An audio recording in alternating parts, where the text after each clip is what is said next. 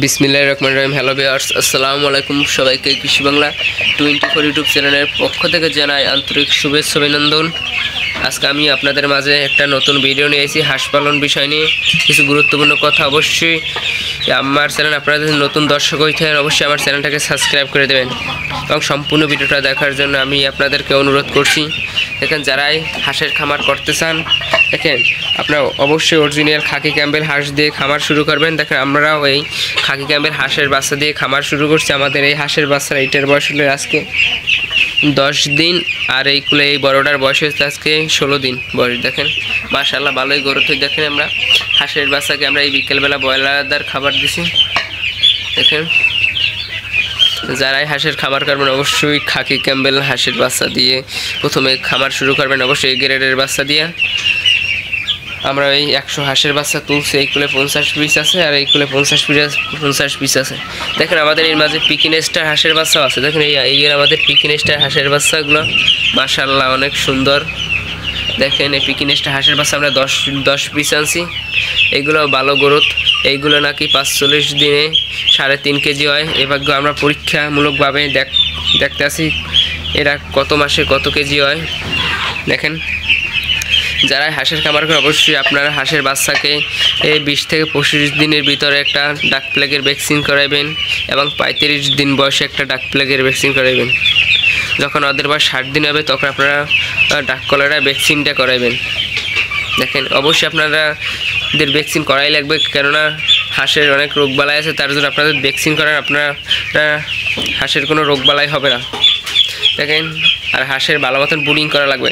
যারা হাঁসের বাচ্চাকে ব্রুডিং করতে পারে তারাই লসের সম্মুখীন হয়। দেখেন, ব্রুডিং করতে পারে না হাঁসের বাচ্চা, সব অর্ধেক বাচ্চাগুলো মারা যায়। মানে যে আপনাদেরকে বলছি, যারা হাঁসের খামার করেন অবশ্যই এই গ্রেডের খাকি ক্যাম্বেল হাঁসের বাচ্চা দিয়ে খামার শুরু করবেন, তাই আপনারা খামারে অনেক সফলতা অর্জন করতে পারবেন। দেখেন, এখন বাংলাদেশে হাঁস পালনে অনেক জনপ্রিয় হয়ে উঠছে। বাংলাদেশে দেখেন যাদের হাওল অঞ্চল আছে তারা বিশেষ করে হাঁস পালন করে অনেক লাভবান হতে পারে। দেখেন, হাঁস খামার কারা হাঁস খামার করে লসের সম্মুখে, যারা হাঁস ভালো মতো প্রশিক্ষণ নিতে পারে না, যাদের বেশি অভিজ্ঞতা নাই, তারা হাঁস খামার করে লসের সম্মুখীন হয়। তাই আপনারা যারাই হাঁসের খামার করেন অবশ্যই প্রথম 50টা হাঁস দিয়ে প্রথম খামার শুরু করবেন, অভিজ্ঞতা অর্জন করবেন, তারপর বেশি হাঁস দিয়ে খামার শুরু করবেন। দেখেন, আমরা 100 হাঁস দিয়ে খামার শুরু করছি, আলহামদুলিল্লাহ ভালো গ্রোথ হয়েছে আমাদের বাচ্চাকে। এই আজকে 15 দিন বয়স, আর 5 দিন পর আমরা এদেরকে ভ্যাকসিন করাই দেবো, ডাক প্লেগের প্রথম ডোজটা করাই দেবো। দেখেন, এই হাঁসগুলো আমরা আমাদের বিলে এইগুলো সাইডে ফেলবো। দেখেন, আবদ্ধভাবে হাঁস পালন করতে গেলে বেশি লাভ হয় না, তাই আমরা এইগুলো আমাদের বিলে, দেখেন আর 5 দিন পরে আমরা এইগুলো বিলে ছাড়বো।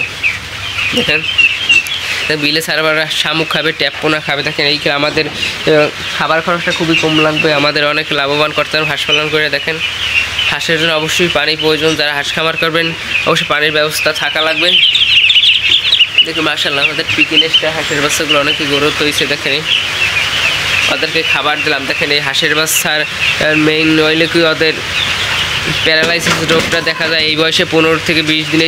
হাঁসের ছোটো বয়সে অবশ্যই প্যারালাইসিস রোগ দেখা যায়, তার জন্য আমরা থায়োমিন পাউডারটা খাওয়াইছি। দেখেন, আলহামদুলিল্লাহ আমাদের সব হাঁসের বাচ্চাগুলো সুস্থ হয়েছে, কোনো প্যারালাইসিস নাই। তো আপনাদের হাঁসের বাচ্চা প্যারালাইসিস হয় অবশ্যই থায়োমিন পাউডারটা খাওয়াবেন। আমার এই থায়োমিন পাউডার নিয়ে আমার একটা ভিডিও করা আছে, অবশ্যই ভিডিওটা দেখে আইবেন। দেখেন, আমার মাশাআল্লাহ ভালোই গ্রোথ হয়েছে বাচ্চাগুলোর।